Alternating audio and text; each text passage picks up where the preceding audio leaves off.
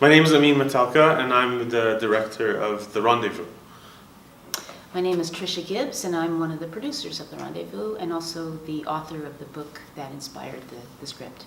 So the movie is an adventure story, sort of on the lines of Indiana Jones, but with a few changes, such as the protagonist is a woman, and the love interest is a Jewish woman and a Muslim man. But aside from that, it's really about a treasure hunt and a threat to the world, and these two people are on a quest to prevent that disaster from happening. So I got involved with the film when Dan Halstead, the other producer of the film, sent me a script that was in the works, and he said, we're thinking about shooting in Jordan. And long story short, a year and a half of rewrites later, we actually, sometimes when you get a script, you think, oh, okay, here's another, I don't know if this is going to actually happen. But actually, Trisha and Dan were committed to actually making the movie happen. So we went to Jordan and shot it, and here we are. My motivation for writing the book in the first place was to I'm a doctor, so I thought, some of our narratives need to be repaired or fixed.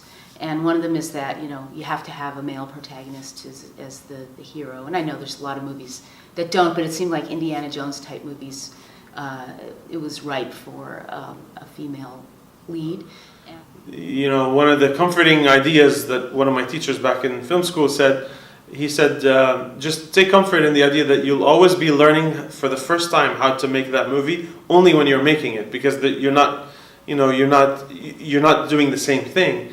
And so you're always keeping yourself adaptable and open to surprises and limitations and finding creative solutions to challenges. In your movies, the ones I've seen, it seems that you have a way.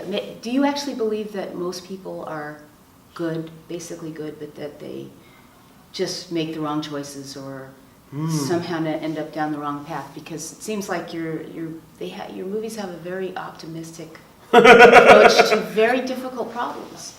Yeah, well, it's probably, I can attribute that to my mother and my grandfather, her father, who was at 93, he was still an optimist. He was like a kid. He looked at the world with he's gone through he's lost everything in his life at one point, and he had to rebuild himself, and he was never bitter.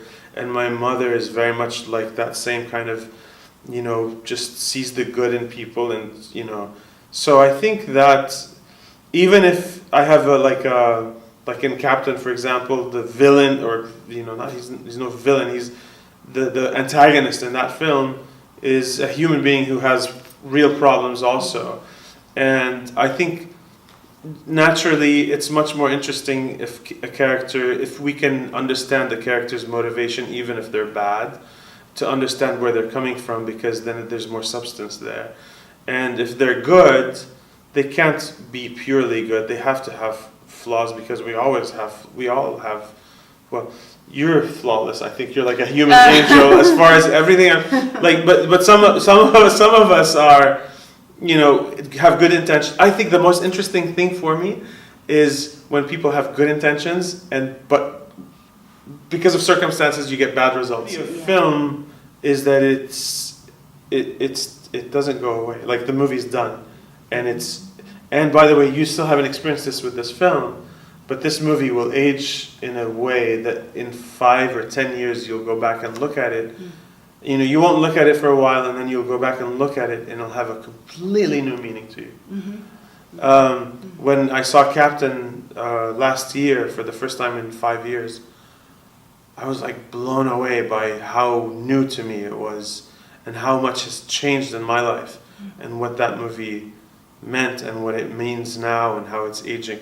That was a very surprising experience for me. If I can make a movie and make somebody feel good at the end of the day for that hour and a half, then that's a job well done.